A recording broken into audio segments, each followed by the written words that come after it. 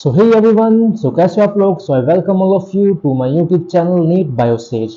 तो आज हम लोग स्टार्ट करने जा रहे हैं cell cycle and cell division का लेक्चर नंबर 4। तो लेक्चर नंबर 3 में हमने पढ़ा था अबाउट माइटोसिस एंड माइटोसिस के सारे फेजेस के बारे में। एंड आई होप कि आपको वो अच्छे से समझ आ गया होगा। अगर आपको अच्छे से वो समझ नहीं आया सो प्लीज़ कमेंट डाउन कि आपको क्या समझ नहीं आया। मैं ट्राई करूँगा कि मैं एक अलग से लेक्चर लेके आपको उसको डिटेल में समझाऊँ।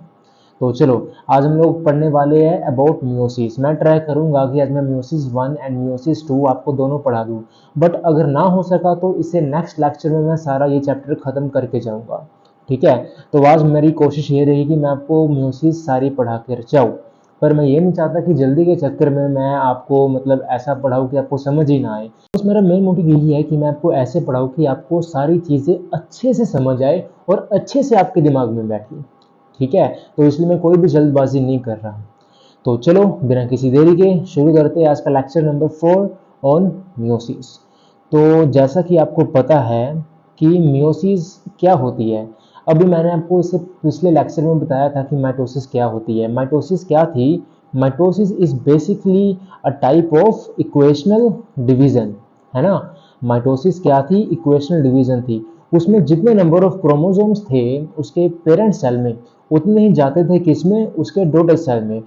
अगर आपका पेरेंट सेल डिप्लॉयड था तो आपके डॉटर सेल में भी कौन से नंबर ऑफ क्रोमोसोम्स थे? डिप्लॉयड थे। अगर आपका पेरेंट सेल हैप्लॉयड था तो आपके डॉटर सेल में भी कौन से कितने नंबर ऑफ क्रोमोसोम्स थे? डिप्लॉयड वाले थे। ठीक है, तो ये सारी क्या थी? ये सारी थी माइटोसिस के बारे में।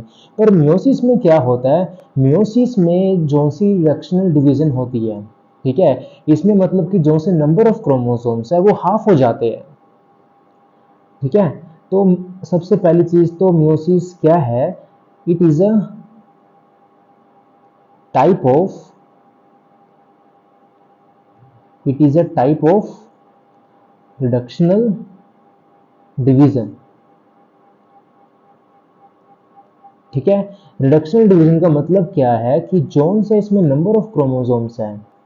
रिडक्शनल डिवीजन का नंबर क्या है कि जोन से नंबर ऑफ क्रोमोसोम्स है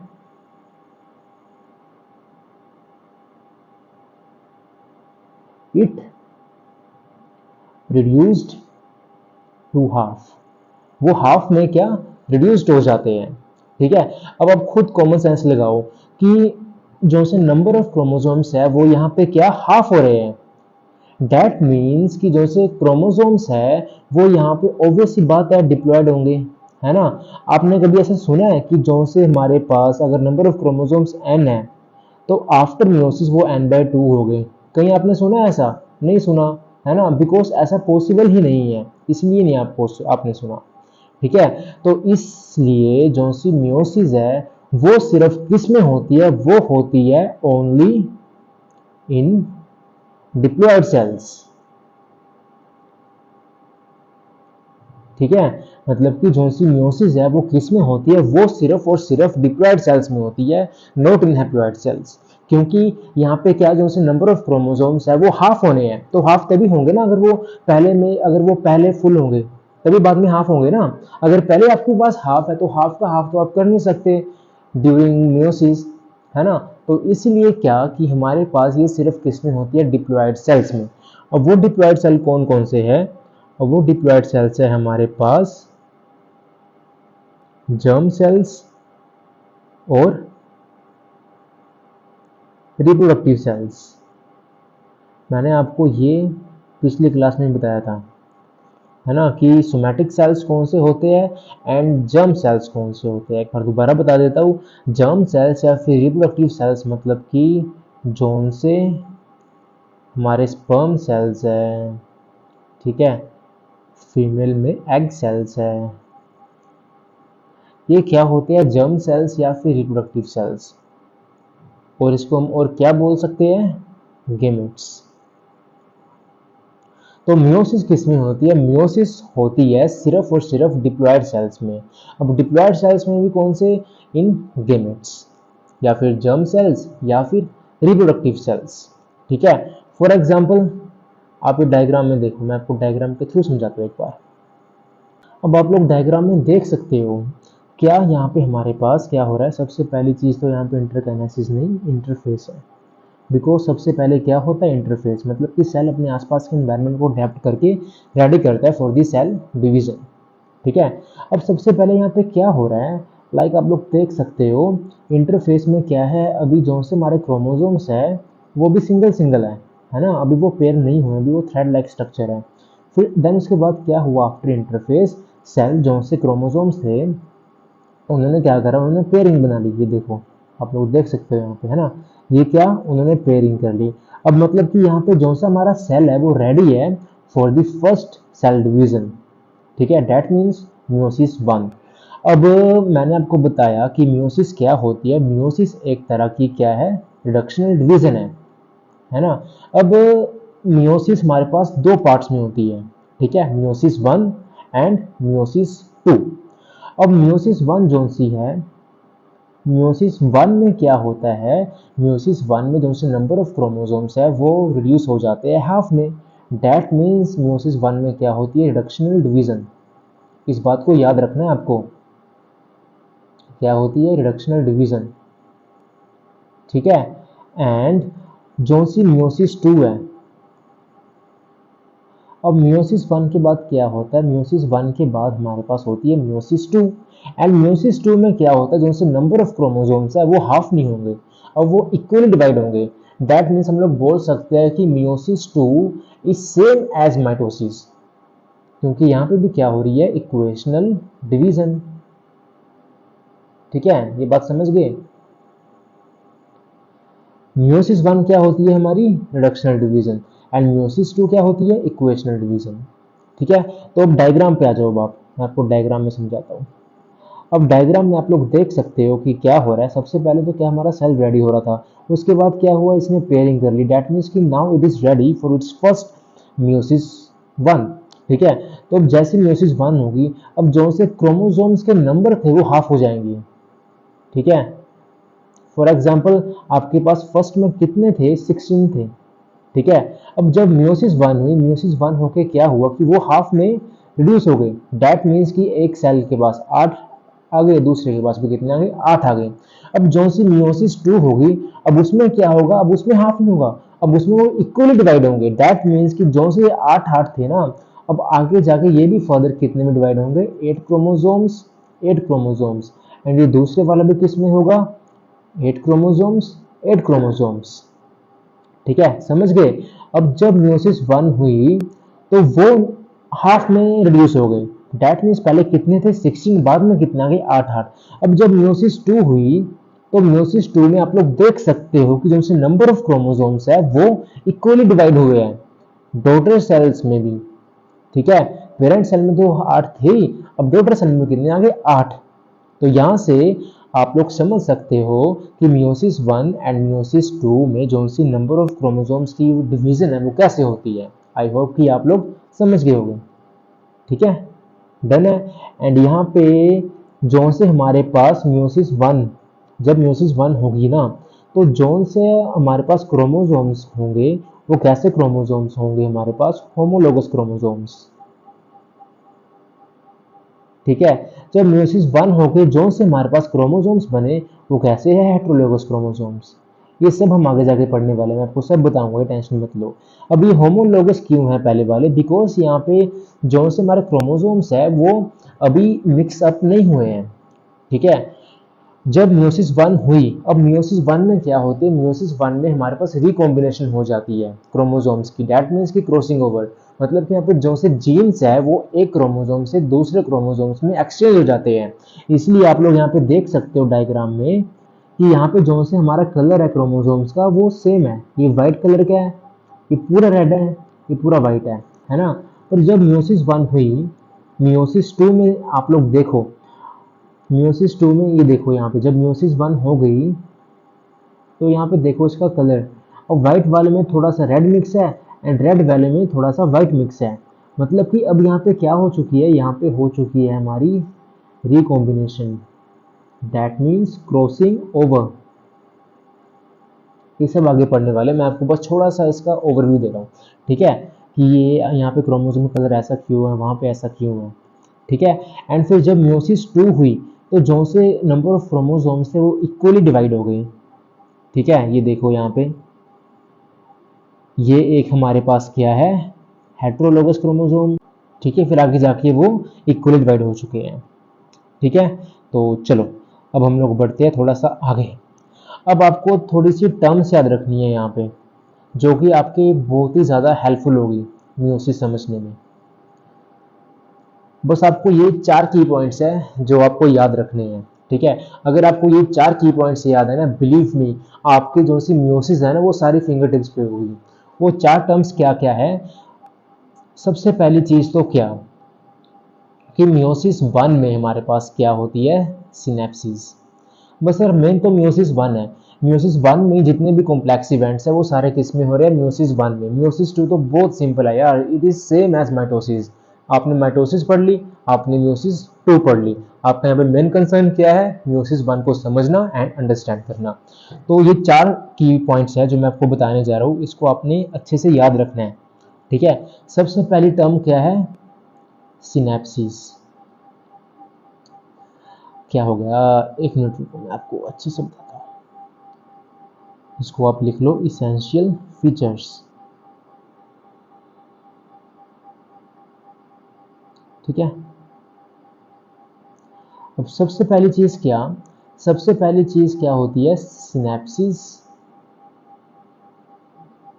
ऑफ होमोलोगस क्रोमोसोम्स। मतलब कि सिनेप्सिस का मतलब क्या होता है, जुड़ना। जुड़ना, क्या जुड़ रहा है यहाँ पे, होमोलोगस क्रोमोसोम्स की क्या हो रही है, सिनेप्सिस। ठीक है, अब कई बच्चों को पता होगा कि होमोलोगस क्रोमोसोम्स क्या होते हैं। अब कईयों को पता नहीं होगा कि होमोलोगस क्रोमोसोम्स क्या होते हैं, तो इसलिए जिनको नहीं पता उनको मैं बता देता हूँ एक बार कि होमोलोगस क्रोमोसोम्स क्या होते हैं। देखो ध्यान से, जिनको पता है वो ये पार्ट स्किप कर सकते हैं। ठीक है, अब होमोलोगस क्रोमोसोम्स क्या होते हैं, आप इस डायग्राम पे देखो। सबसे पहली चीज तो ये कि क्रोमोसोम्स क्या होते हैं। क्या होता है क्रोमोसोम्स? क्रोमोसोम्स बेसिकली एक ऐसा पार्ट है जिसके अंदर सारी की सारी जेनेटिक इंफॉर्मेशन होती है। क्या होती है, जेनेटिक इंफॉर्मेशन। अब जेनेटिक इंफॉर्मेशन क्या होती है, जेनेटिक इंफॉर्मेशन बेसिकली वो इंफॉर्मेशन होती है जो डिसाइड करती है हमारी बॉडी के कैरेक्टरिस्टिक्स के बारे में, हमारी बॉडी की अपीयरेंस के बारे में, हमारा नेचर, हमारा बिहेवियर, मतलब कि हमारी बॉडी का सब कुछ कौन डिसाइड करता है, जेनेटिक इंफॉर्मेशन या फिर जेनेटिक मेकअप आप बोल सकते हो। अब जो सी जेनेटिक इंफॉर्मेशन है ये किसके अंदर होती है, ये होती है हमारी एलील्स के अंदर। एलील्स क्या है, बेसिकली ये एक पार्ट होता है जिसके अंदर क्या जीन्स होते हैं, जिसके अंदर क्या जेनेटिक इंफॉर्मेशन होती है। ठीक है, अब ये ऐसे नहीं कि पूरे क्रोमोसोम में होगा, नहीं, ये एक स्पेसिफिक पॉइंट पे होती है, एक स्पेसिफिक लोकेशन पे होती है। अब जैसा कि आप इस डायग्राम में देख सकते हो, लाइक यहाँ पे अल्फाबेट्स के नंबर लिखे हैं ये, जैसे कि यहाँ पे आर है, पी, ए, बी, सी। अब ये नंबर ऐसे नहीं मिले हैं, ये सारे क्या है, हमारे पास जीन्स है, एलील्स है। ठीक है, तो मतलब कि मेरे कहने का मतलब क्या है कि क्रोमोसोम्स के ऊपर ना ऐसे लोकेशन होती है हमारे पास, जैसे आप ये देख सकते हो। इन लोकेशंस पे क्या होता है, इन लोकेशंस पे प्रेजेंट होता है एलील्स या फिर जीन्स। एंड इस लोकेशन को हम लोग क्या बोलते हैं, जो सी ये लोकेशन है जिस पे क्या प्रेजेंट है, जिस पे प्रेजेंट है हमारे जीन्स, उसको हम क्या बोलते हैं, उसको हम बोल देते हैं लोकस। उसको हम क्या बोल देते हैं, लोकस। अरे बाबा, लोकस या फिर लोकाई, या आप लोग उसको जो भी बोलते हो, लोकाई, लोसी। ठीक है, तो उसको हम क्या बोलते हैं, लोकेशन को लोकस। तो अब आप ये दोनों क्रोमोसोम्स देखो। ठीक है, ये क्रोमोसोम, एक मिनट, अब दोनों क्रोमोसोम्स को देखो।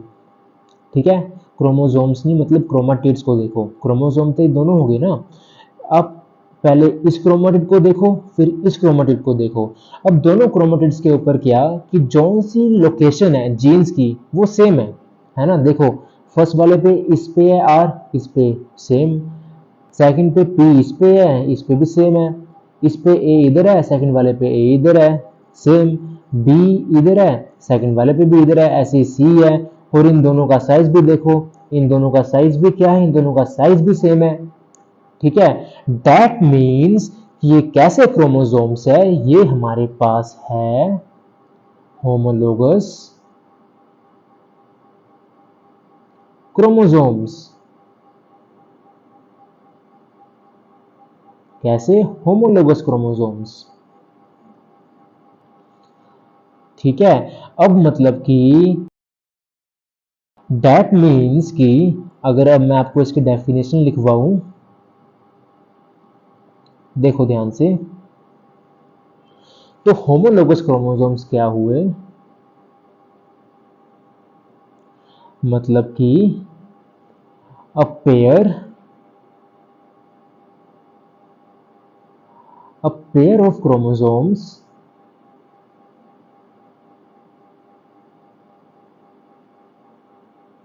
that have the same genes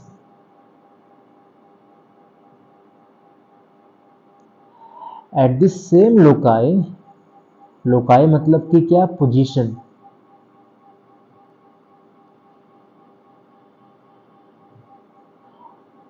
position के सेम पोजीशन के साथ साथ इनकी जब लेंथ भी सेम होगी, along their length, उसको हम लोग क्या बोलते हैं, होमोलोगस क्रोमोसोम्स। सिंपल, समझ गए? एक बार दोबारा समझाता हूँ। होमोलोगस क्रोमोसोम्स क्या, वो क्रोमोसोम्स है जिनकी लेंथ भी सेम होती है और जो सी पोजीशन है जीन्स की वो भी सेम होती है। आप क्रोमेटिड 1 एंड क्रोमेटिड 2 में देखो, इसकी दोनों की लेंथ भी सेम है एंड जो सी लोकेशन है जीन्स की वो भी सेम है। जहां पे आर है वहां पे आर है, जहां पे सी है वहां पे सी है। ठीक है, इसको हम क्या बोलते हैं, होमोलोगस क्रोमोसोम्स। एंड हेटेरोलोगस क्रोमोसोम्स क्या होते हैं, इसका अपोजिट। अब जिनकी लेंथ डिफरेंट है एंड जो सी पोजीशन है जीन्स की वो भी डिफरेंट है, वो क्या होंगे, हेटेरोलोगस क्रोमोसोम्स। सिंपल एंड इजी, समझ गए? तो चलो, आई होप कि आपको समझ आ गया होगा होमोलोगस क्रोमोसोम्स क्या होते हैं। तो सिनेप्सिस ऑफ होमोलोगस क्रोमोसोम्स होती है किसमें, मियोसिस 1 में। ठीक है, मतलब कि जो से होमोलोगस क्रोमोसोम्स है वो आपस में जुड़ जाते हैं। एंड दूसरी चीज क्या, हमारे पास क्या होती है, क्रॉसिंग ओवर ऑफ सेगमेंट्स। ठीक है, ये टर्म्स है जो आपको याद रखनी है, मैं आगे आपको बताऊंगा। ये मैं यहां से रेज कर रहा हूं, ठीक है, क्योंकि आपको समझ आ गया है आई थिंक। अब क्रॉसिंग ओवर क्या है, ये पूरा का पूरा इवेंट चलता है हमारा म्यूसिस 1 में। एंड तीसरी चीज क्या, segregation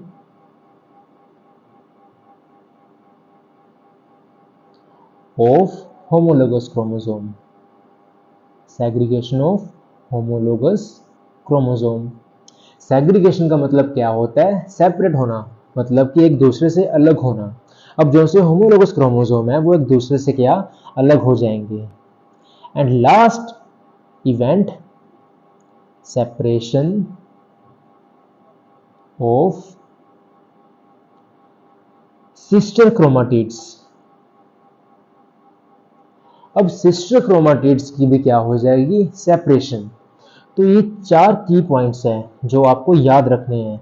and believe me everyone कि अगर आपको ये चारों चीज़ें याद है ना, तो कोई सा भी क्वेश्चन हो, चाहे वो बोर्ड का हो या नीट का हो, आप कभी भी मार नहीं खा सकते मियोसिस में। और सारे क्वेश्चन मियोसिस से ही आते हैं नीट में एंड बोर्ड में, क्योंकि माइटोसिस तो बहुत इजी है, सबको आती है एंड सबको समझ में आ जाती है। पर डिफिकल्टी कहाँ आती है, मियोसिस 1 समझने में। जिसको मियोसिस 1 समझ में आ गई उसको सब कुछ समझ में आ गया। तो इसलिए लेक्चर ध्यान से देखो, मैं आपको सब कुछ डिटेल में बता रहा हूँ, एक मिनट भी मिस मत करना। ठीक है, एक एक पॉइंट जो मैं बता रहा हूँ सब कुछ डिटेल में समझा रहा हूँ। अगर आपको अभी भी समझ नहीं आया तो उसमें मेरी कोई गलती नहीं होगी। इसमें गलती कहाँ है, गलती आपकी होगी, बिकॉज आप ध्यान से नहीं सुन रहे या फिर आप कुछ और काम कर रहे हो, डिस्ट्रैक्शन कर रहे हो आप। ठीक है, तो चलो अब हम बढ़ते हैं आगे। अब मैकेनिज्म ऑफ मियोसिस, है ना। अब मियोसिस मैंने आपको बताया कि मियोसिस दो पार्ट में होती है, मियोसिस 1 एंड मियोसिस 2, ठीक है। तो अब जो सी मियोसिस 1 है वो डिवाइड है फर्दर 4 फेसेस में, लाइक माइटोसिस में थे। लाइक माइटोसिस के फेस थे ना, प्रोफेस, मेटाफेस, एनाफेस, टेलोफेस। ऐसे मियोसिस डिवाइड है 4 पार्ट्स में, पर इसमें नंबरिंग कर देते हैं। लाइक मियोसिस 1 में प्रोफेस 1 चलेगा, एना मेटाफेस 1 चलेगा, एनाफेस 1 चलेगा, टेलोफेस 1 चलेगा। एंड मियोसिस 2 में प्रोफेस 2 चलेगा, मेटाफेस 2 चलेगा, एनाफेस 2 चलेगा, टेलोफेस 2 चलेगा, ठीक है। तो अब देखो ये डायग्राम देखो ध्यान से।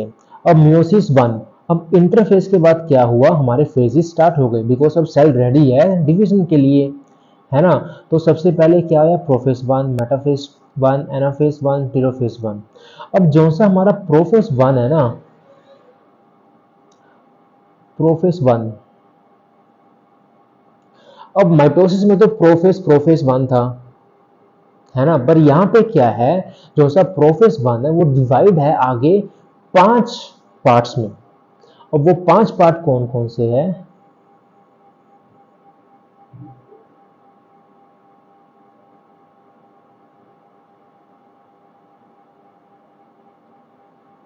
सबसे पहले है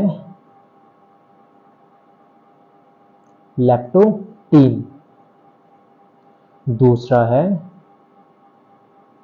जाइगोटीन, तीसरा है पैचिटीन, चौथा है डिप्लोटीन एंड पांचवा है डायाकाइनेसिस, ठीक है। अब प्रोफेस 1 डिवाइड है इन 5 पार्ट्स में, लैप्टोटीन, जाइगोटीन, पैचिटीन, डिप्लोटीन, डायकाइनेसिस। अब डायकाइनेसिस के बाद स्टार्ट होता है क्या, मेटाफेस 1। अब इसको याद करने की मैं आपको एक ट्रिक बता देता हूँ, ठीक है। क्या ट्रिक है, लता जा पानी दे दे। लता के एल से आ गया लैप्टोटीन, जा के जेड से आ गया जाइगोटीन, पानी के पी से आ गया पैचिटीन, डी के डी से आ गया डिप्लोटीन, और इससे क्या आ गया, डाइकेनेसिस। अब आई होप कि आपको एल जेड पी तो अच्छे से याद हो गया होगा, बट आपको कंफ्यूजन आ रही होगी डिप्लोटीन में एंड डाइकाइनेसिस में।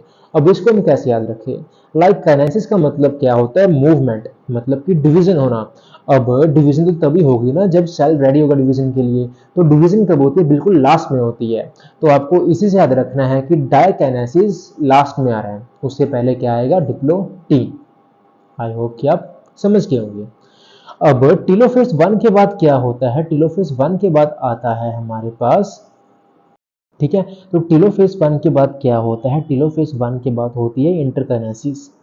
यहाँ पे साइटोकाइनेसिस लिखा है, साइटोकाइनेसिस होगी बट वो बाद में होती है, ठीक है। साइटोकाइनेसिस से पहले क्या होती है, इंटरकाइनेसिस।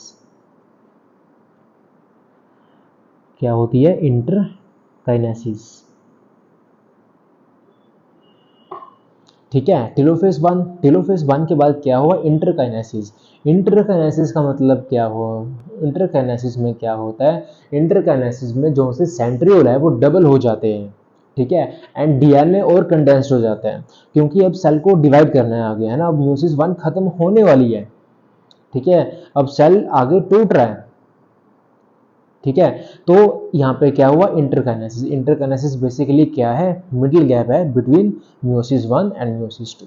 अब जब इंटरकाइनेसिस होगी उसके बाद क्या होगा, साइटोकाइनेसिस। अब फिर सेल टूट गया 2 पार्ट में, फिर उसके बाद क्या स्टार्ट होगी, म्यूसिस 2। अब म्यूसिस 2 में सिंपल इवेंट चलते हैं जैसे माइटोसिस में चल रहे थे, तो आप यहाँ पे लिख भी सकते हो कि म्यूसिस 2 क्या है, इज सेम एज माइटोसिस। अब इसमें सेम इवेंट चलते हैं जैसे माइटोसिस में चल रहे थे, है ना। Prophase, metaphase, anaphase, telophase. Telophase के बाद क्या, साइटोकाइनेसिस। तो जो माइटोसिस के प्रोफेज में होता था वही होगा मियोसिस के प्रोफेज में, जो माइटोसिस के मेटाफेज में होता था वही होगा मियोसिस 2 के मेटाफेज में। तो सारे इवेंट्स इसमें सेम चलते हैं, समझ गए। तो चलो अब चलते हैं हम आगे। अब हम लोग स्टार्ट करते हैं मियोसिस 1, हमारा आज का सबसे इम्पोर्टेंट एंड सबसे डिफिकल्ट टॉपिक। तो इसीलिए ध्यान से बैठो, अपने कान खोल लो एंड अच्छे से मेरी बातों को सुनो। अगर आपको कहीं भी दिक्कत आती है, आपको लगता है कि मुझे वो पार्ट समझ नहीं आया, तो वीडियो को दोबारा देखो एंड समझो। अगर फिर भी समझ नहीं आया तो मुझे कमेंट सेक्शन में कमेंट करके बताना कि आपको क्या समझ नहीं आया, ठीक है। तो चलो अब हम लोग स्टार्ट करते हैं मियोसिस 1। तो जैसे कि मैंने आपको बताया कि मियोसिस 1 क्या है। मियोसिस 1 एक तरह की रिडक्शनल डिवीज़न है, जिसमें क्या होता है कि जो से नंबर ऑफ क्रोमोसोम्स है वो रिड्यूस हो जाते हैं किसमें, हाफ में। अगर आपके पास पहले 16 थे तो आफ्टर मियोसिस 1 वो किसमें टूट जाएंगे, 8 और 8 में, ठीक है। एंड ये होती किसमें है, होमोलोगस क्रोमोसोम्स में है, ठीक है, और डिप्लॉयड सेल्स में। ये हैप्लॉयड सेल्स में नहीं होती। मियोसिस किस में होती है, सिर्फ और सिर्फ डिप्लॉयड सेल्स में, ठीक है। बाकी नीचे मैंने आपको बताया था कि होमोलोगस क्रोमोसोम्स क्या होते हैं। तो चलो अब हम लोग स्टार्ट करते हैं। सबसे पहला phase of meiosis 1 that is prophase 1। अब प्रोफेज 1 जो सा फेज है ये थोड़ा लॉन्गर है देन माइटोसिस के प्रोफेज से, more longer than mitosis prophase. जो सब माइटोसिस का प्रोफेज था वो लगभग 1 घंटे के अंदर अंदर कंप्लीट हो रहा था, पर प्रोफेज 1 को और भी ज़्यादा टाइम लगता है एज कंपेयर टू माइटोसिस का प्रोफेज, ठीक है। बिकॉज इसके अंदर भी 5 फेज आते हैं, जैसे मैंने आपको बताया, लता जा पानी दे दे, है ना, लैप्टोटीन, जाइगोटीन, पैचिटीन, डिप्लोटीन एंड डाइकिनेसिस। अब ये जो से फेस है वो थोड़े कॉम्प्लेक्स है, तो इसलिए प्रोफेज 1 को ज़्यादा टाइम लगता है as compare to mitosis of prophase and meiosis 2 के प्रोफेज 2 से, ठीक है। अब सबसे पहले हम लोग पढ़ते हैं अबाउट लैप्टोटीन, मतलब कि लता जी के बारे में पढ़ते हैं।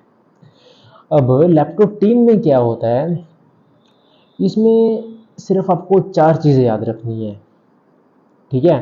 क्या क्या, सबसे पहले तो वर्ड का मतलब पता होना चाहिए कि वर्ड का मतलब क्या है। अब लैप्टो का मतलब क्या होता है, लैप्टो का मतलब होता है बिल्कुल फाइन, मतलब बखूबी, ठीक है। एंड टीन का मतलब क्या होता है, थ्रेड।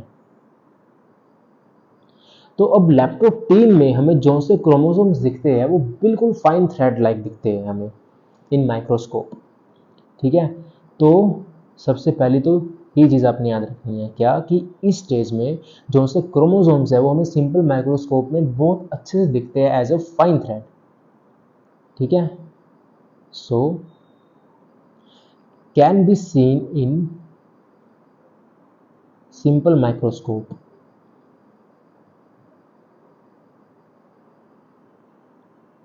एंड दूसरी चीज़ क्या, कि लैप्टोटीन फेस में जो सा डीएनए है वो कंडेंस करना स्टार्ट कर देता है।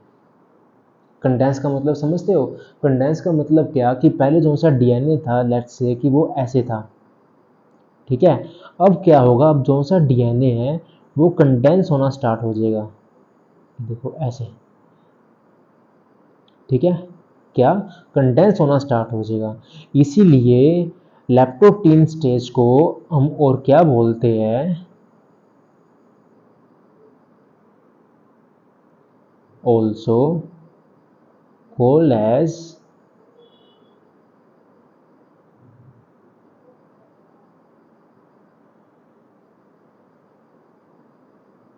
Bouquet stage. अब इसको हमने बुके स्टेज क्यों बोला, बिकॉज जो से इसमें क्रोमोसोम्स है ना वो कंडेंस होके बुके लाइक अपीयरेंस बनाते हैं, मतलब कि सेम ऐसा, देखो डीएनए क्रोमोसोम्स कंडेंस हो गए एंड कंडेंस होके उसने बुके जैसी शेप ले ली, इसलिए हम इसको और क्या बोलते हैं, बुके स्टेज। एंड तीसरा पॉइंट क्या, कि इस स्टेज में जो से डीएनए है स्टार्ट टू कंडेंस, एंड फिर जो सी ये कंडेंसेशन है ये चलती ही रहती है, and condensation occur through out. ठीक है, समझ गए इतनी बात? तो ये सब किस में होता है? लैप्टोटीन में। और आप लोग डायग्राम में देख सकते हो कि जो सा इसमें क्रोमोसोम्स है, ठीक है, वो क्या कंडेंस हो गए। सो जो से क्रोमोसोम्स हमारे रेप्लिकेट हुए, है ना, अब वो क्या कंडेंस होना स्टार्ट हो गए। तो उसी कंडेंसेशन को एंड उसकी ऑर्गेनाइजेशन को कौन रिप्रेजेंट करता है? लैप्टोटीन फेस। तो लैप्टोटीन फेस बेसिकली रिप्रेजेंट कर रहा है रेप्लिकेटेड हुए क्रोमोसोम्स को एंड उनके अरेंजमेंट को एंड ऑर्गेनाइजेशन को। इसी के साथ लैप्टोटीन होता है खत्म। फिर हम आते हैं जा पे, लता जा। जा मीन्स जाइगोटीन। अब जाइगोटीन जो सा फेस है वो थोड़ा इंपॉर्टेंट है एंड समझने वाला है ध्यान से। ठीक है, अब इसमें बेसिकली क्या होता है? जाइगोटीन में स्टार्ट होती है क्रोमोसोम पेयरिंग। इसमें क्या स्टार्ट होती है? Chromosome pairing. So chromosome pairing occur. ठीक है, क्या? Chromosome pairing occur. तो जाइगोटीन, अब जाइगोटीन में जैसे कि मैंने बताया पेयरिंग होती है। पेयरिंग किसकी होती है इसमें? होमोलोगस क्रोमोसोम्स की। ठीक है, सो अब इसमें क्या होगा कि जो से होमोलोगस क्रोमोसोम्स हैं वो एक दूसरे के साइड बाय साइड आ जाएंगे एंड पेयरिंग करना स्टार्ट करेंगे। एंड होमोलोगस क्रोमोसोम्स की पेयरिंग को ही हम लोग क्या बोलते हैं? साइनेप्सिस। जैसा कि मैंने आपको ऊपर बताया था वो 4 टर्म्स की पॉइंट्स है ना, कि सबसे पहले क्या होता है? साइनेप्सिस होती है किसकी? होमोलोगस क्रोमोसोम्स की। तो अब साइनेप्सिस जो सी है वो किस में हो रही है? जाइगोटीन फेस में हो रही है। ठीक है, सो इसमें क्या होता है? दी homologous chromosome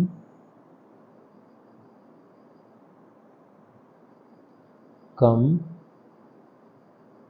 to lie side by side। ठीक है, वो दोनों एक दूसरे के साइड बाय साइड आते हैं इन पेयर्स। ठीक है, and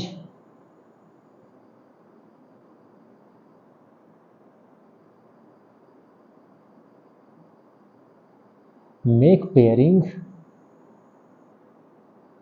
with each other. And उसी को हम लोग क्या बोलते हैं? उसी को हम लोग बोलते हैं साइनेप्सिस।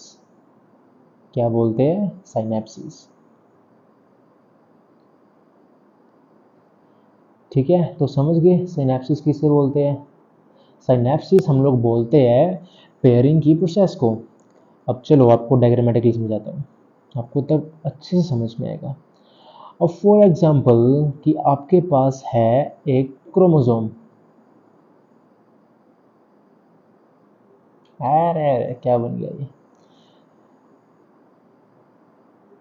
ठीक है, ये आपके पास एक क्रोमोसोम, ये है आपके पास दूसरा क्रोमोसोम। ठीक है, एंड ये कैसे क्रोमोसोम है? ये है हमारे पास होमोलोगस। क्या है? Homologous chromosome. Homologous chromosome. Homologous chromosomes मतलब कि इनकी लेंथ भी सेम है एंड जो सी जीन्स की लोकेशन है वो भी सेम है दोनों क्रोमोसोम्स के ऊपर। ठीक है, अब क्या होगा? अब इन दोनों की साइनेप्सिस होगी। अब वो साइनेप्सिस का मतलब कि क्या? पेयरिंग। अब वो पेयरिंग कैसे होगी? इनके बीच में ना एक हमारे पास फ्लूइड होती है जो इनके बीच में आके लग जाती है लाइक अ फेविकोल, एंड वो इन दोनों को फिर जोड़ के रखती है आपस में। ठीक है, वो अब जो सा कॉम्प्लेक्स है, वो कौन सा कॉम्प्लेक्स है? उसको हम बोलते हैं सिनेप्टोनिमल कॉम्प्लेक्स। वो आगे क्या करेगा? इन दोनों की पेयरिंग कर देगा। ठीक है, एंड जो सा ये हमारे पास है इसे हम क्या बोलते हैं? एक मिनट, इसे हम क्या बोलते हैं? इसे हम बोलते हैं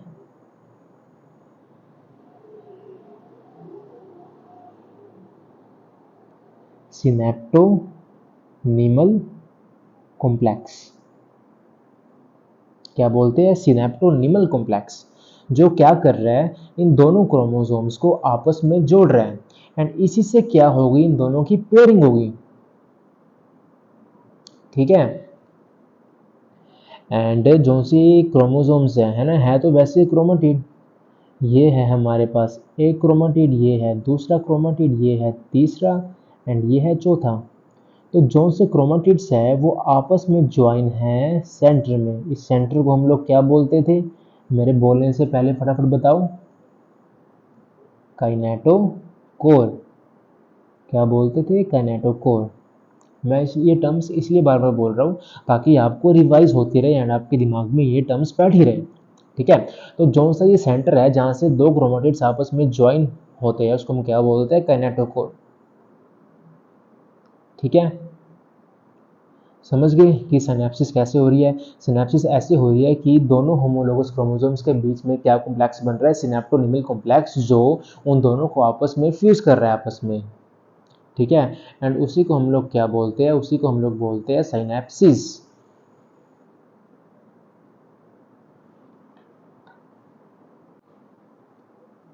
ठीक है जी, इतनी बात समझ गए? तो चलो थोड़ा बढ़ते हैं आगे फटाफट, क्योंकि यार टाइम हमारे पास बहुत कम है।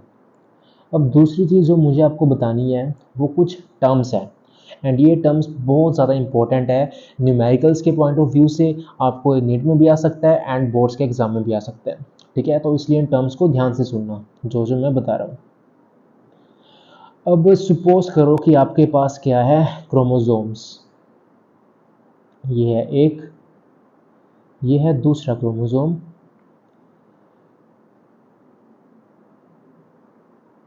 अरे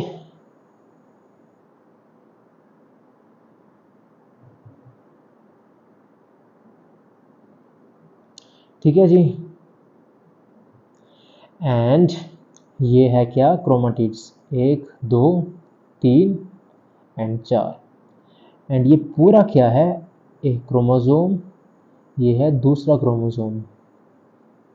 ठीक है जी, एंड ये इन दोनों क्रोमोसोम्स को हम लोग क्या बोलेंगे? इन दोनों क्रोमोसोम्स को हम लोग बोलेंगे, इन दोनों क्रोमोसोम्स को हम लोग बोलेंगे क्या? Bivalent. क्या बोलेंगे? Bivalent. ठीक है जी, एंड ये तो बाईवैलेंट हमने बोला किसके टर्म्स में? इन क्रोमोसोम्स के टर्म में। पर अब सपोज करो, एक मिनट, हाँ ठीक है, अब आपके पास ऐसे है क्रोमोसोम्स आ गए एंड इसके बीच में क्या फॉर्म हो गया? इसके बीच में फॉर्म हो गई हमारे पास सिनेप्टोनीमल कॉम्प्लेक्स। ठीक है जी, इसकी क्या पेयरिंग हो चुकी है। ठीक है, एंड अगर मैं बोलूँ कि ये जो सा है क्रोमोसोम्स की फॉर्म में मुझे वर्ड बताओ इसके लिए, आप बोलोगे बाईवैलेंट। पर अगर मैं बोलूँ कि मुझे क्रोमेटिड्स की फॉर्म में बताओ इसका वर्ड, तो आप क्या बोलोगे? टेट्राड। इन क्रोमेटिड्स।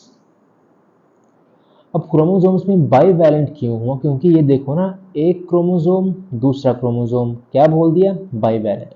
अब क्रोमेटिड्स की टर्म में टेट्राड क्यों हुआ? क्योंकि नंबर ऑफ क्रोमेटिड्स देखो कितने हैं, चार मिलके दो क्रोमोसोम्स बना रहे हैं, इसलिए हमने इसको क्या बोला? टेट्राड। ठीक है, अब एक चीज जो आपको याद रखनी है, ये आपको याद हो ना हो आई डोंट केयर, आपको बस ये चीज याद होनी चाहिए क्या? कि number of bivalent is equal to number of tetrad is equal to number of chromosomes। मतलब कि जितने नंबर क्रोमोसोम्स के हैं उतने ही नंबर बाईवैलेंट के होंगे एंड उतने ही नंबर किसके होंगे? टेट्राड के होंगे। ठीक है जी, समझ गए इतनी बात? एक मिनट, हाँ ठीक है, ये बात ना आपको याद रखनी है, मैं बार बार बोल रहा हूँ। अब मैं आपसे ना क्वेश्चन पूछता हूँ, ठीक है? तो चलो बच्चा लोग, अब मैं आपको एक क्वेश्चन करवाता हूँ। अब आप मुझे इसका आंसर देना मेरे बताने से पहले, ठीक है? अब क्या क्वेश्चन है कि आपके पास मान लो कि 60 क्रोमोसोम है, ठीक है? Find out the number of bivalents in zygote stage if there are 60 chromosomes in G1 phase. अब ये बोल रहे हैं कि G1 फेज में आपके पास कितने क्रोमोसोम्स हैं? 60 क्रोमोसोम्स हैं। तो हमें अब नंबर ऑफ बाइवेलेंट्स बताने हैं इन ज़ाइगोट स्टेज। अब मेरे आंसर बताने से पहले आप मुझे फटाफट अपना आंसर लिख के बताओ। अब जिनका आंसर आ गया है वेल एंड गुड है, एंड जिनका नहीं आया है वो लोग देख लो। अब कितना कहा है इन्होंने? 60 क्रोमोसोम्स,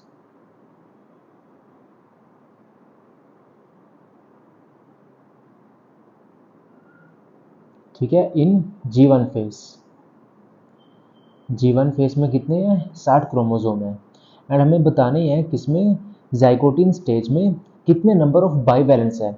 अब जैसा कि मैंने आपको ऊपर बताया कि number of chromosomes is equal to number of bivalent, आप लोग ऊपर देख सकते हो, ठीक है? तो अब ज़ाइगोटिन स्टेज में क्या होता है, जो से क्रोमोसोम्स है उनकी पेयरिंग हो जाती है, मतलब कि साइनेप्सिस हो जाती है। तो अब अगर आपके पास G1 फेज में 60 क्रोमोसोम्स थे, तो ज़ाइगोटिन स्टेज में आपके पास कितने नंबर ऑफ बाइवेलेंट्स आएंगे?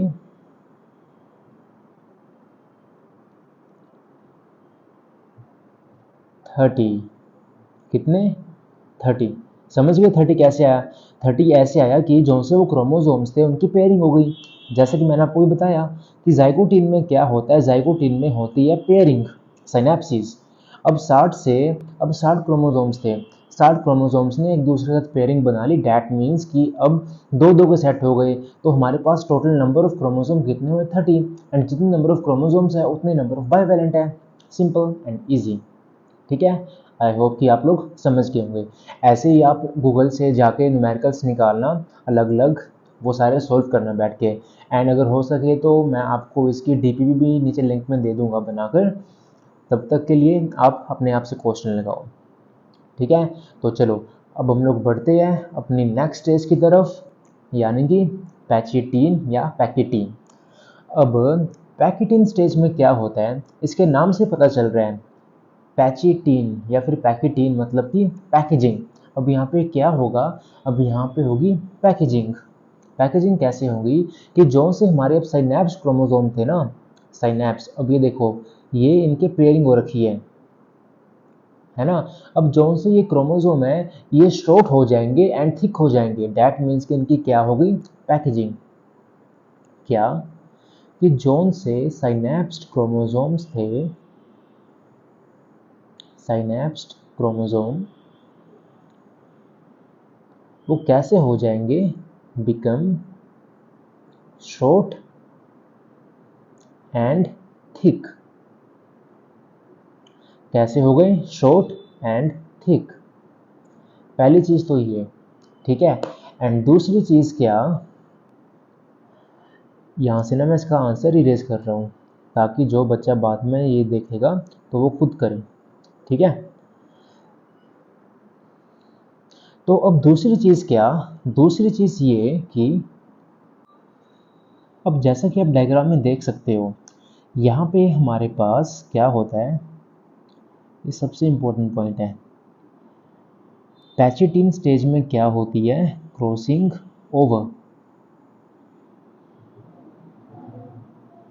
क्रॉसिंग ओवर, क्रॉसिंग ओवर बोले तो रिकॉम्बिनेशन। अब जैसा कि आप लोग डायग्राम में देख सकते हो, यहाँ पे जो से ये क्रोमोसोम्स है, ये कैसे क्रोमोसोम्स है? होमोलोगस है या नॉन होमोलोगस है? ऊपर लिखा ही है कैसे है? होमोलोगस क्रोमोसोम्स, ठीक है? एंड ये जो से क्रोमोसोम्स है ये कैसे क्रोमोसोम्स है? सिस्टर क्रोमाटिड्स, है ना?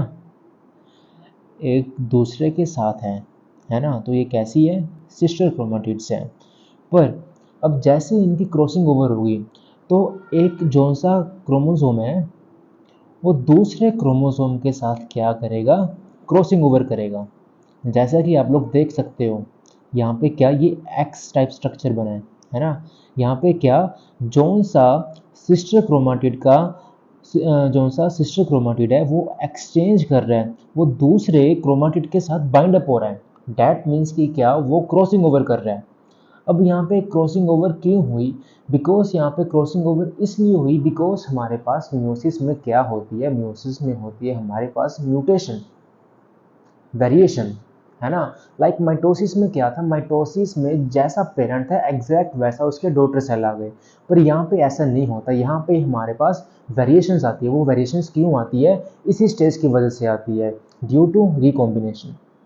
ठीक है, अब जब ये यहाँ पे आपस में जुड़ गए तो पहले कैसे क्रोमोसोम्स थे, ये पहले कैसे क्रोमाटिड थे, सिस्टर क्रोमाटिड। बट अब एक का क्रोमाटिड दूसरा है, दूसरे का क्रोमाटिड अलग है ना। ये दोनों अलग अलग क्रोमोसोम से आ रहे हैं, तो इसीलिए अब हम इसको क्या बोलेंगे, नॉन सिस्टर क्रोमाटिड्स। ठीक है, एंड जौन सा यहाँ पे ये एक्स टाइप स्ट्रक्चर बना यहाँ पे, इसको हम लोग क्या बोलते हैं, इसको हम लोग बोलते हैं रिकॉम्बिनेशन नोड्यूल। क्या बोलते हैं, रिकॉम्बिनेशन नोड्यूल, रिकॉम्बिनेशन नोड्यूल। ठीक है, या फिर चीएस मेटा और चीएस मेटा। अब जैसा कि नहीं, यहाँ पे नहीं है, कोई बात नहीं, मैं आपको बाद में बताता हूँ। ठीक है, तो इसको हमने क्या बोला, रिकॉम्बिनेशन नोड्यूल या फिर चीएस मेटा। ठीक है, तो ये थी हमारी क्रॉसिंग ओवर। अब जो सी क्रॉसिंग ओवर है मैं यहाँ पे लिख देता हूँ। क्रॉसिंग ओवर होने की वजह से क्या होता है, हमारे पास होती है वेरिएशन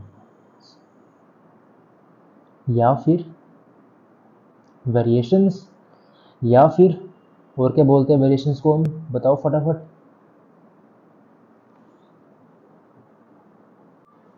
जेनेटिक वेरिएशंस। ठीक है, समझ गए इतनी बात। अब यहाँ पे क्रॉसिंग ओवर करवाने में दो एंजाइम्स मदद करते हैं। क्या, क्रॉसिंग ओवर में दो एंजाइम्स हेल्प करते हैं। अब वो एंजाइम्स कौन कौन से हैं, सबसे पहला एंजाइम जो उसको ब्रेक करता है, जो क्या करता है, ब्रेकेज। अभी आगे जाके ना ब्रेकेज होगी इसकी, तो वो ब्रेकेज कौन करता है, एंडो न्यूक्लियस। कौन करता है, एंडो न्यूक्लियस। एंड फिर इसकी एनीलिंग, एनीलिंग बोले तो इसको जोड़ना, इसको जोड़ने में कौन हेल्प करता है, इसको जोड़ने में हेल्प करता है लाइगेज। अब अगर आपको कहीं भी कोई भी क्रोमोसोम या डीएनए को एक दूसरे के साथ जोड़ना है ना, तो वहाँ पे एनीलिंग में हमेशा हेल्प सिर्फ एक ही एंजाइम करता है, उसका नाम है लाइगेज। एंड तोड़ने में एक ही एंजाइम हेल्प करता है, उसका नाम है एंडोन्यूक्लियस। तो आगे जाके मॉलिक्यूलर इनहेरिटेंस में आप लोग पढ़ोगे वहाँ पे कि लाइगेज का क्या यूज़ है, एंडोन्यूक्लियस का क्या यूज़ है। तो बस अभी बस आप एक बात याद रखो कि जिसके पीछे भी ASC लिखा है ना वो एंजाइम है। ठीक है, जिसके पीछे भी ASE लिखा है ना, एज, उसका मतलब वो क्या है, एंजाइम। तो अभी हमारे पास पैचिटीन में सिर्फ क्रॉसिंग ओवर होती है। ये जो सा अगला पार्ट है ना ये डिप्लोटीन में होता है। क्या, कि जो सा हमारे पास ये चेस मेटा बना वो अब जाके क्या अलग होगा। ठीक है, ये सारा कहाँ डाइकाइनेसिस में होता है, डिप्लोटीन में होता है।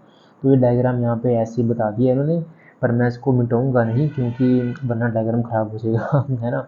तो बस, तो पैकेटीन में सिर्फ यहाँ तक ही है, कहाँ तक, जहाँ पे हमारी क्रॉसिंग ओवर हो रही है। समझ गए इतनी बात, तो चले आगे। तो चलो अब हम लोग बढ़ते हैं डिप्लोटीन की तरफ। अब डिप्लोटीन, अब पहले तो इसके वर्ड का मतलब समझते हैं। अब डिप्लो का मतलब क्या होता है, डिप्लो का मतलब होता है डबल। एंड टीन का मतलब सबसे पहले आपको बताया था थ्रेड। अब डिप्लोटीन में क्या होगा कि जो से होमोलोगस क्रोमोसोम्स है वो सेपरेट होना स्टार्ट हो जाएंगे। फॉर एग्जाम्पल ऊपर देखो, अब होमोलोगस क्रोमोसोम्स कौन से हुए आप मुझे डायग्राम में देख के बताओ। फर्स्ट वाले तो होमोलोगस है, ठीक है। अब जो सा सेकंड वाला है ये क्या होमोलोगस है या नहीं है, बताओ बताओ, होमोलोगस है या नहीं है। अभी यहाँ पे देखो क्रॉसिंग ओवर हो गई है, तो क्या ये होमोलोगस रहेंगे या नहीं रहेंगे, बताओ फटाफट। अब जो लोग बोल रहे हैं हाँ, उनको पड़ेगी मार। अब मार क्यों पड़ेगी, क्योंकि वो है अच्छे बच्चे। और जो बोल रहे हैं ये होमोलोगस क्रोमोसोम नहीं है, वो भाई सुधर जाओ, तुम्हारा ध्यान क्या है। मैंने पहले बताया था तुम्हें कि होमोलोगस क्रोमोसोम्स कौन से क्रोमोसोम्स होते हैं जिनकी लेंथ और जिनकी जो सी लोगस है वो सेम होता है, ठीक है। तो यहाँ पे क्या साइज में डिफरेंस आया, कोई नहीं आया। तो ये क्या होमोलोगस क्रोमोसोम्स हुए या नहीं हुए, ऑफ कोर्स हुए। यहाँ पे क्या सिस्टर क्रोमाटिड से वो नॉन सिस्टर क्रोमाटिड बन गए, पर वो अभी भी स्टिल भी क्या है, वो होमोलोगस क्रोमोसोम्स है भाई, ठीक है। नॉन होमोलोगस क्रोमोसोम से कैसे होते, अगर इनके साइज में चेंज हो जाता या फिर इनकी जो सी जीन्स की पोजीशन है वो डिफरेंट हो जाती। यहाँ पे ऐसा कुछ हुआ नहीं, यहाँ पे सिर्फ क्रॉसिंग ओवर हुई है, वो भी सिर्फ एक क्रोमेटिड के ऊपर, ठीक है। तो इससे क्या समझ में आता है कि होमोलोगस क्रोमोसोम्स ये अभी भी होमोलोगस क्रोमोसोम्स हैं, चेंज किया हुए है सिर्फ क्रोमेटिड्स, सिस्टर से नॉन सिस्टर में, ठीक है, समझ गए। अब ना आगे से मार पड़ेगी अगर आपका ध्यान भटका, ठीक है। तो डिप्लोटीन में क्या होता है कि जौन से होमोलोगस क्रोमोसोम्स हैं, होमोलोगस क्रोमोसोम्स हैं, स्टार्ट सेपरेटिंग, वो एक दूसरे से सेपरेट होना स्टार्ट हो जाते हैं। और इस प्रोसेस को हम लोग क्या बोलते हैं, होमोलोगस क्रोमोसोम्स जब एक दूसरे से सेपरेट होते हैं इस प्रोसेस को हम लोग बोलते हैं डिसजंक्शन। क्या बोलते हैं, डिसजंक्शन, ठीक है, समझ गए इतनी बात। अब यहाँ पे आपको मैं डायग्राम के थ्रू समझाता हूँ, एक मिनट रुको। अब देखो यहाँ पे डायग्राम में आप लोग देख सकते हो कि यहाँ पे ये जो से एक्स शेप है ये क्या है, ये है हमारे पास चियास्मेटा, ठीक है। अब ऊपर क्या था, एक मिनट देखो, ऐसे थे हमारे पास क्या, क्रोमोसोम्स, है ना, ये था एक क्रोमोसोम एंड इसी के साथ था ये दूसरे वाला, यहाँ पे क्या बना था, ये एक्स शेप ऐसे, इसको भी थोड़ा सा बढ़ा लेते हैं, ठीक है। ये दोनों अभी आपस में किससे जुड़े हैं, सिनेप्टोनिमल कॉम्प्लेक्स से। एंड जो सा हमारे पास ये एक्स शेप यहाँ पे स्ट्रक्चर बना इसे हमने क्या बोला, चियास्मेटा। तो मैं एक बात और बोल देता हूँ आपको, मतलब एनसीईआरटी में लिखा है, वैसे ऊपर भी एक्स शेप बनती है, ठीक है, पर वहाँ पे एनसीईआरटी में बताया कि चियास्मेटा डिप्लोटीन स्टेज में बनता है। तो अब बस यहाँ पे याद रखो कि ऊपर यहाँ पे क्या बना, ये रिकॉम्बिनेशन नोड्यूल। एंड जोन सी चियास्मेटा फॉर्मेशन हुई वो किस में होगी, डिप्लोटीन में। मैं नहीं चाहता कि बच्चे कंफ्यूज हो, तो इसीलिए, ठीक है। तो अब क्या हुआ कि ये दोनों क्रोमोसोम्स है ये आपस में अभी भी जुड़े हुए हैं, ठीक है। पर जैसे ही ये डिप्लोटीन में आए तो डिप्लोटीन में आते ही क्या होगा कि जो सी ये सिनेप्टोनिमल कॉम्प्लेक्स है ना वो यहाँ से हटना स्टार्ट हो जाएगा, ठीक है, मतलब कि इट स्टार्ट डिसअपियरिंग। तो जब अब सिनेप्टोनिमल कॉम्प्लेक्स डिसअपियर हो जाएगा तो क्या होगा,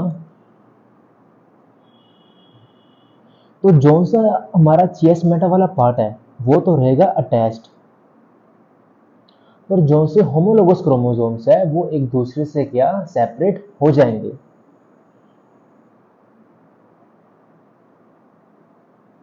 but homologous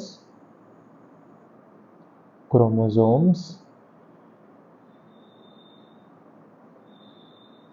separate from each other, separate from each other, ठीक है, वो एक दूसरे से सेपरेट हो जाएंगे, बट जो सा हमारा सीएसमेटा वाला पार्ट है वो अटैच्ड रहेगा। ठीक है, समझ गए इतनी बात? ठीक है, तो डिप्लोटीन में क्या हुआ, डिप्लोटीन में जो सा सिनेप्टोनिमल कॉम्प्लेक्स था वो हो गया डिसअपियर, एंड जो सा चियास्मेटा मतलब क्रॉसिंग ओवर वाला पार्ट था वो अटैच्ड रहा, और जो सा ऊपर वाला पार्ट था होमोलोगस क्रोमोसोम्स वो एक दूसरे से क्या सेपरेट हो गए, और सेपरेट होने की प्रोसेस को हम लोग क्या बोलते हैं, डिसजंक्शन। ठीक है, समझ गए? तो यहाँ पे मैं लिख देता हूँ क्या कि जोन सी निमल कॉम्प्लेक्स है वो क्या हो गया, डिसॉल्व।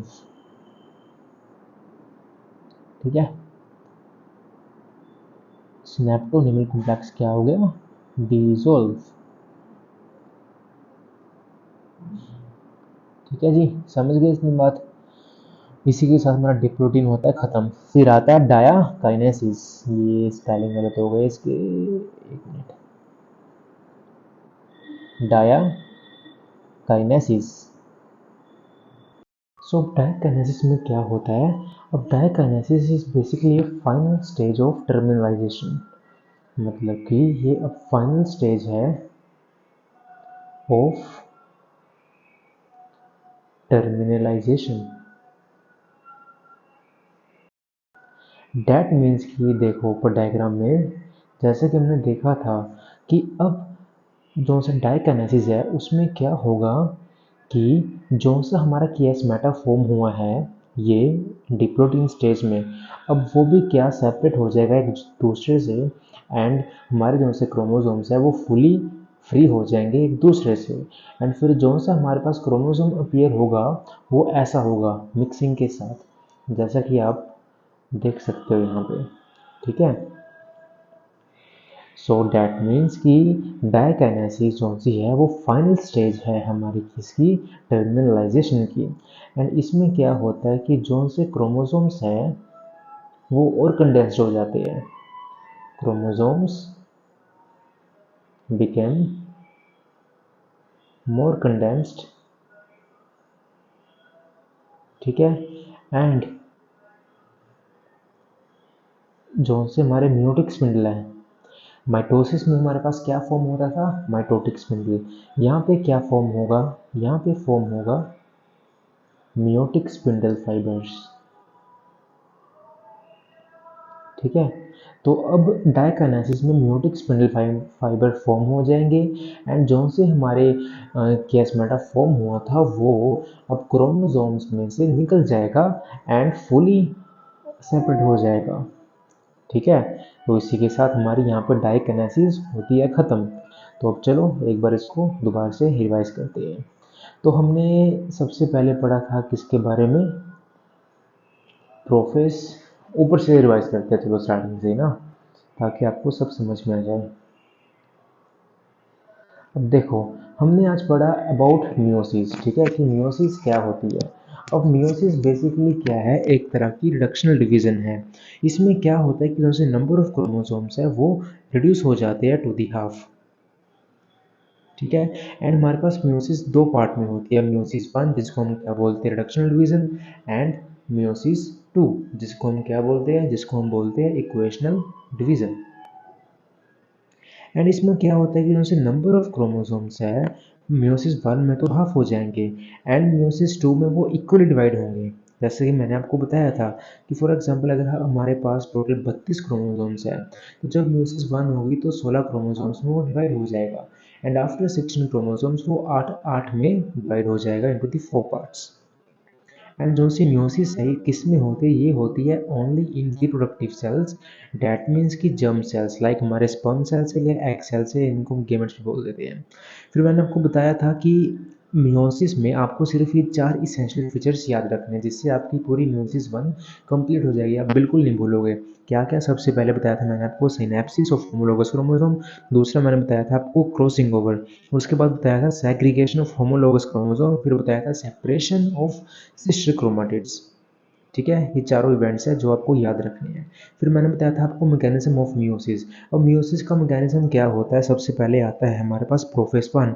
अब मियोसिस वन के प्रोफेस वन में क्या होता है? इसमें 5 स्टेजेस में ये डिवाइड है। किस किस में?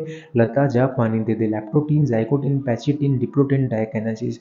डाइकाइनेसिस के बाद आता है हमारे पास यहाँ पे क्या? Metaphase one. मेटाफेज वन के बाद एनाफेज वन, फिर टेलोफेज वन, फिर टेलोफेज वन के बाद आता है हमारे पास इंटरकाइनेसिस। इंटरकाइनेसिस में क्या होता है कि जो सा हमारा सेल है वो फुली डिवाइड हो जाता है into the two parts and central duplicate हो जाता है। फिर इंटरकाइनेसिस के बाद हमारी स्टार्ट होती है म्यूसिस टू। अब जो सी म्यूसिस टू है, meiosis two is exactly as mitosis. ठीक है, फिर म्यूसिस टू में सेम इवेंट चलते हैं, prophase two, metaphase two, anaphase two, telophase two, उसके बाद होती है साइटोकाइनेसिस। तो फिर मैंने आपको बताया था म्यूसिस वन। अब म्यूसिस वन हम स्टार्ट करी थी, है ना। म्यूसिस वन क्या है? एक तरह की रिडक्शनल डिवीजन। इसमें क्या होता है कि जोन से हमारे क्रोमोसोम्स है। फिर मैंने आपको बताया था अबाउट होमोलोगस क्रोमोसोम्स, है ना, कि होमोलोगस क्रोमोसोम्स क्या होते हैं। होमोलोगस क्रोमोसोम्स वो क्रोमोसोम्स होते हैं जिनकी लेंथ सेम होती है एंड इसमें जो सी लोकस है उसकी पोजीशन भी सेम होती है दोनों क्रोमाटिड्स में। डैट इज़ की जो सी जीन की लोकेशन है वो भी सेम होती है, उसको हम क्या बोलते हैं? Homologous chromosome. फिर मैंने आपको बताया था अबाउट प्रोफेस वन। अब प्रोफेस वन जो सा है हमारा मियोसिस का, वो लॉन्ग होता है एज कम्पेयर टू माइटोसिस और मियोसिस टू। ठीक है, अब प्रोफेस वन में हमने 5 स्टेजेस पढ़ी। सबसे पहले लैप्टोटीन। लैप्टोटीन एक ऐसा फेस है जो रिप्रेजेंट करता है क्रोमोसोम्स की कंडेंसेशन को, और क्या? बताओ बताओ फटाफट, और क्या? और डुप्लीकेशन को। ठीक है, और इसमें क्या होता है कि इसको हम और क्या बोलते हैं? इसको हम बोलते हैं बुके स्टेज, बिकॉज इसमें कौन से क्रोमोसोम्स है उसकी शेप में बुके जैसी दिखती है। फिर हमने पढ़ा था अबाउट जाइकोटीन। जाइकोटीन में क्या होता है कि क्रोमोसोम्स की पेयरिंग हो जाती है। अब जो सी प्रोसेस है पेयरिंग की प्रोसेस है उसको हम क्या बोलते हैं? उसको हम बोलते हैं साइनेप्सिस। ठीक है, साइनेप्सिस बेसिकली क्या है? प्रोसेस है पेयरिंग की क्रोमोसोम्स की। अब इसमें क्या फॉर्म होता है? इसमें हमारे पास एक फ्लूइड फॉर्म होती है, कॉम्प्लेक्स फॉर्म होती है, जिसको हम क्या बोलते हैं? सिनेप्टोनिमल कॉम्प्लेक्स, जो क्या करती है? जो दो क्रोमोसोम्स को आपस में जोड़ती है। फिर मैंने आपको बताया था कुछ टर्म्स के बारे में, बाईवैलेंट, टेट्राड। बाईवैलेंट या दो क्रोमोसोम्स को हम क्या बोल देते हैं? बाईवैलेंट। एंड उधरी दो क्रोमोसोम्स को in the term of chromatids हम लोग क्या बोल देते हैं? टेट्राड। ठीक है, and number of bivalent is equal to number of tetrad is equal to number of chromosomes. फिर हमने किया था क्वेश्चन जिसमें मैंने आपको बताया था कि अगर हमारे पास 60 क्रोमोसोम है जीवन फेज में, तो जाइगोटीन स्टेज में हमारे पास कितने बाईवैलेंट होंगे? 30। फिर मैंने आपको बताया था पैचिटिन। पैचिटिन के नाम से पता चल रहा है इसका मतलब है पैकेजिंग। यहाँ पे क्या है? यहाँ पे पैकेजिंग हो रही है क्रोमोसोम्स की। डैट मीन्स कि क्रोमोसोम्स है वो शॉर्ट है और शॉर्ट हो रहे हैं और कंडेंस हो रहे हैं और थिक हो रहे हैं। एंड इसमें क्या होता है? पैचिटिन स्टेज में हमारे पास सबसे मेन इवेंट क्या होता है? क्रॉसिंग ओवर, है ना। इसमें क्या होती है? Crossing over. क्रॉसिंग ओवर का मतलब क्या होता है? रिकॉम्बिनेशन। क्रॉसिंग ओवर होती क्यों है? बिकॉज म्योसिस में क्या वेरिएशन आनी है। डैट मीन्स कि जो से हमारे पास डॉटर सेल है वो डिफरेंट होंगे from the father cell, from the father कह रहा हूँ मैं फ्रॉम दी पेरेंट सेल। ठीक है, एंड जो सी क्रॉसिंग ओवर है बहुत ही इंपॉर्टेंट इवेंट है म्योसिस का, जिसकी वजह से वेरिएशंस आती है और जेनेटिक वेरिएशंस आती है। अब क्रॉसिंग ओवर में क्या होता है कि जो से दो क्रोमाटिड्स हैं, दो सिस्टर क्रोमाटिड्स हैं, वो आपस में ज्वाइन हो जाते हैं एंड क्या बनाते हैं? रिकॉम्बिनेशन नोड्यूल और एक्स शेप स्ट्रक्चर बनाते हैं, जिसको हम क्या बोलते हैं? चियास्मेटा डिप्लोटीन स्टेज। एंड फिर मैंने आपको बताया था बहुत दो एंजाइम्स के बारे में जो हेल्प करते हैं इसके लिए, क्रॉसिंग ओवर के लिए कौन कौन से ब्रेकेज के लिए कौन सा एंजाइम हेल्प करता है? एंडोन्यूक्लियस। एंड डीलिंग के लिए कौन सा एंजाइम हेल्प करता है? लाइगेज। ठीक है, फिर मैंने आपको बताया डिप्लोटीन। डिप्लोटीन, डिप्लो का मतलब डबल, टिन का मतलब थर्ड। अब डिप्लोटीन में क्या होता है कि जो सा हमारा चियास्मेटा अब जो से हमारा रिकॉम्बिनेशन मॉड्यूल था उसको हम यहाँ पे क्या बोल देते हैं, चीएस मेटा। एंड जो से सिनेप्टोनिमल कॉम्प्लेक्स था वो इस स्टेज में आके डिसोल्व हो जाता है। डैट मीन्स कि जो सी होमोलोगस क्रोमोसोम्स है वो एक दूसरे से सेपरेट हो जाएंगे, बट चीएस मेटा उधर का उधर ही रहेगा, उसमें कोई भी चेंजेस नहीं आएगा। अब जो चीएस मेटा है वो कहाँ जाके सेपरेट होगा, इन डायकिनेसिस। डायकिनेसिस में जो सा क्रोमोसोम है वो फुली एक दूसरे से क्या डी अटैच हो जाता है। दैट मीन्स कि ये final stage of terminalisation. And इसमें क्रोमोसोम और कंडेंस हो जाता है और म्यूटिक स्पिंडल फाइबर्स फॉर्म हो जाते हैं। दैट मीन्स अब इसके बाद हमारा क्या सेल रेडी है जाने के लिए किसमें, मेटाफेज 1 में। ठीक है। एंड ये फिर हमने एक बार लास्ट में इसके डायग्राम्स है आप लोग देख लो। लेप्टोटीन में क्या हुआ, क्रोमोसोम्स की जो सी रेप्लिकेशन हुई थी वो कंडेंस्ड हो जाते हैं, ठीक है, एंड थिक हो जाते हैं। फिर जाइगोटिन में क्या, उनकी पेयरिंग हो जाती है, जैसे कि आप लोग देख सकते हो क्या हो गई इनकी, इनकी हो गई पेयरिंग। फिर उसके बाद क्या, उसके बाद आती है पैचिटीन, ठीक है। एंड सॉरी, जाइगोटिन में और क्या हुआ हमारे पास, जाइगोटिन में, एक मिनट, जाइगोटिन में क्या हुआ, जाइगोटिन में सिनेप्टोनिमल कॉम्प्लेक्स फॉर्म हुआ। क्या फॉर्म हुआ, सिनेप्टोनिमल कॉम्प्लेक्स, ठीक है। इसमें भी सिनेप्टोनिमल कॉम्प्लेक्स रहेगा पैचिटीन में। जाइगोटिन में और क्या फॉर्म हुआ था, जाइगोटिन में फॉर्म होता है टेट्राड और बाइवेलेंट, ठीक है। और पैकेटिन में क्या होता है, पैकेजिंग होती है, पैकेजिंग। डैट मीन्स कि उनसे क्रोमोसोम्स थे वो कंडेंस हो जाते हैं और थिक हो जाते हैं, और क्या फॉर्म होता है हमारे पास, टेट्राड, ठीक है। फिर डिप्लोटीन में क्या होता है, डिप्लोटीन में जो सी पैचिटिन में क्या होता है, क्रॉसिंग ओवर होना स्टार्ट हो जाती है और यहाँ पे हमारे पास क्या बन जाता है, रिकॉम्बिनेशन नोड्यूल। एंड डिप्लोटीन में क्या होता है फिर, चीएस मेटा, जो सा रिकॉम्बिनेशन नोड्यूल था उसको हम क्या बोल देते हैं, चीएस मेटा, ठीक है। फिर डायकिनेसिस में डिप्लोटीन में और क्या होता है, डिप्लोटीन में जो सिनेप्टोनिमल कॉम्प्लेक्स है वो डिसॉल्व हो जाता है, होमोलोगस क्रोमोसोम से एक दूसरे से अलग हो जाते हैं, बट चीएस मेटा एक दूसरे से अटैच रहता है। फिर डायकिनेसिस में क्या होता है, डायकिनेसिस में जो से फाइनल टर्मिनलाइजेशन हो जाती है, डैट मीन्स कि जो से हमारे चीएस मेटा था वो भी एक दूसरे से अलग हो जाते हैं and crossing over successfully completed. फिर उसके बाद क्या, डायकिनेसिस में और क्या होता है कि जो से हमारे म्योटिक स्पिंडल फाइबर है वो बनना स्टार्ट हो जाते हैं एंड वो जाते हैं इन दी टू दी अपोजिट फोल। फिर मेटाफेज 1 में they finally form what, they finally form spindle fibres for the, spindle fibres क्यों बनते हैं, क्रोमोसोम्स को पुल अप करने के लिए, है ना, वही। तो इसी के साथ हमारा पूरा प्रोफेज 1 होता है ख़त्म। उसके बाद सब कुछ बहुत इजी है, उसके बाद हमारा मेटाफेज 1 है, फिर वही बस एनाफेज 1 टेलोफेज 1, इसके बाद सब कुछ इजी रह गया है। फिर मैं आपको कंपेयरिंग के साथ लेके हुए चलूँगा। तो मैं आज बस इतना ही पढ़ाऊँगा आपको, क्योंकि लेक्चर थोड़ा लंबा हो गया, मैं नहीं चाहता कि मतलब लेक्चर ज़्यादा लंबा जाए ताकि आपको भी डिफ़िकल्टी हो समझने में या लेक्चर देखने में। तो आज का लेक्चर मैं इधर ही करता हूँ ख़त्म, एंड नेक्स्ट लेक्चर में मैं ये पूरा चैप्टर ख़त्म करने वाला हूँ। सो अगर आपने नहीं देखी अभी तक लेक्चर 1, लेक्चर 2, लेक्चर 3, तो प्लीज़ पहले जाओ एंड देख के आओ ताकि आपको चीज़ें और अच्छे से समझ में आए। तो चलो मैं आज का लेक्चर करता हूँ ख़त्म और मिलते हैं आपको नए लेक्चर के साथ जल्दी। तब तक के लिए okay bye tata, see you and love you all.